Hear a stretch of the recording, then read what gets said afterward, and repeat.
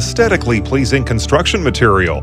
But nowadays, wooden homes have become a luxury due to their high cost and the lack of a technology for building large, multi-floor buildings.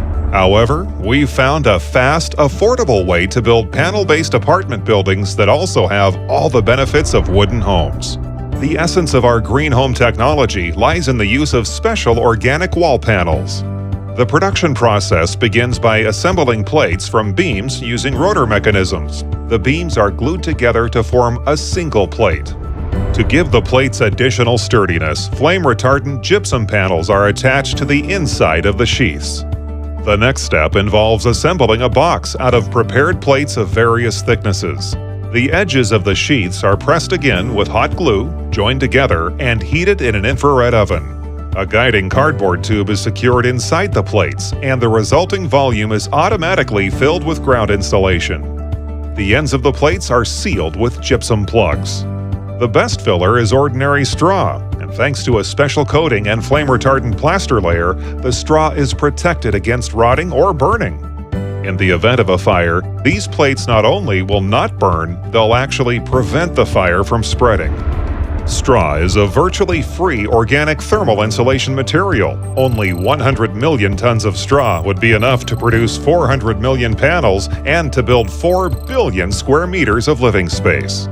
Thanks to their durability and lightness, these plates can be transported without the need for special cargo transport, significantly reducing the total cost of construction.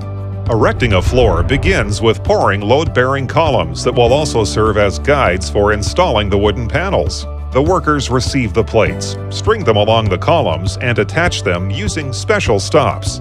The future building's external walls are constructed in this way. Then, the balconies, window openings, enclosing, and decorative elements are installed. The flooring is poured over special wooden beams. Before the concrete is poured, plywood sheets are placed on them, as well as steel rebar and hollow containers to reduce the weight of the flooring. The average time it takes to build one floor is 2 to 3 days, which is significantly faster than building the traditional way.